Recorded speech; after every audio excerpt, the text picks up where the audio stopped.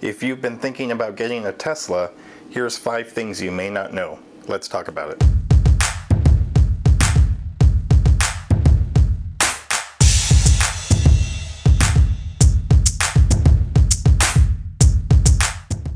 Hi everyone and welcome to the channel.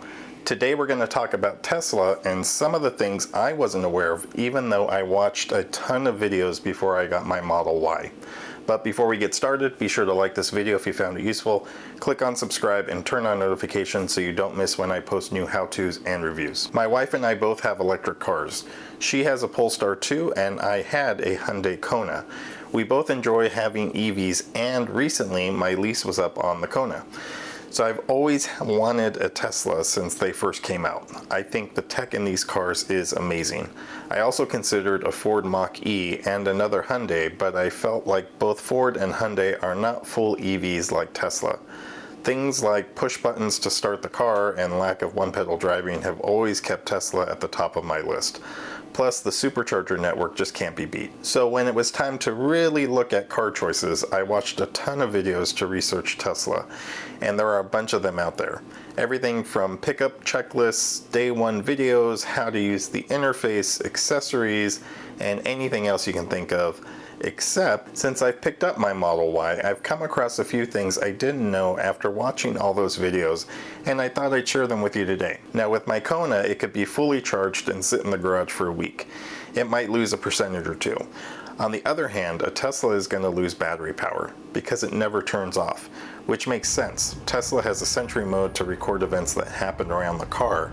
You can also use apps to constantly monitor what's going on with the car, so you'll see the battery drain during the week if you're not using it and it's not plugged in. Shortly after getting my car, I got a slow leak in the front left tire. Now in my head I was thinking no big deal, I'll take it to my local tire shop and get it patched. Well, Teslas, and I think most if not all EVs, have special tires. I took my car to my local tire shop and they would not patch the tire. They'd only replace it. I then tried to take the car to Tesla for service. Well, in the Tesla capital of Orange County, the earliest appointment I could get was 10 days out, which is crazy, waiting 10 days to get a tire patched. And I've heard that Tesla will just sell you a new tire, but I'm not sure how true that is. So I posted on Reddit to see what other Tesla owners are doing and found that it seems to be hit and miss on which shops or chains will patch a slow leak. I finally found a local shop that was able to patch the tire and have had 0 issues with it so far. Teslas come with a bunch of fun games to play, hidden Easter eggs, and options like changing your navigation to a Santa theme or starting a light show in your garage. Along with those cool toy box settings is the ability to have user profiles. And this is something that is really cool when you start to use it. It goes beyond just seat settings for each person driving the car. Certain settings will follow your profile and some will not.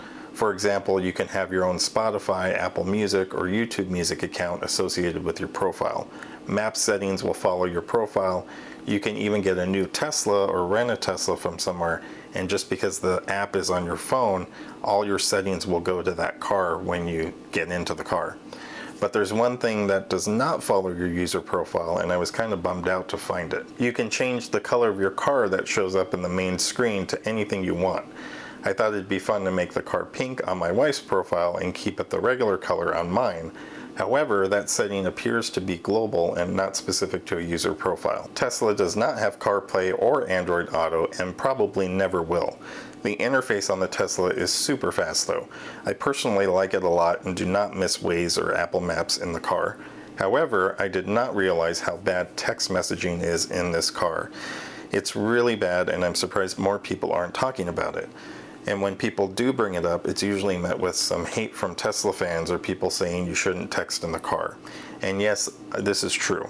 But there are times when you just need to send a message. And if the interface is bad, that's actually causing more distraction than if the interface worked well.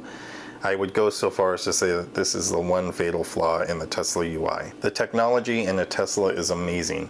If you have ever been in a Tesla with full self-driving enabled, it's pretty incredible to see this car driving around itself. With that said, I got a free trial of full self-driving when I got my Tesla and took the opportunity to try it out. Now I will say that I'm all in when it comes to new tech. Alpha software, beta software, I'm pretty much all in if there's some new cool feature to try out. However, in my opinion, full self-driving is not ready.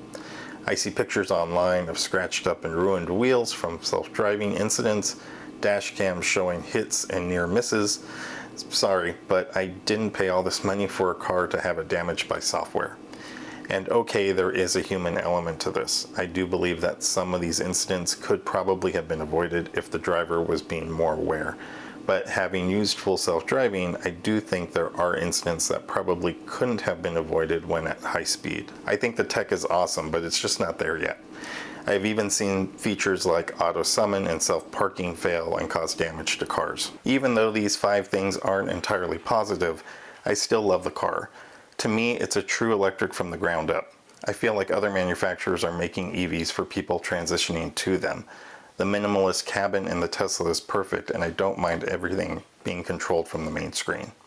Of course, I'd love to hear your thoughts. Are these things you already knew about Tesla? Are you considering an electric car, and if so, which one?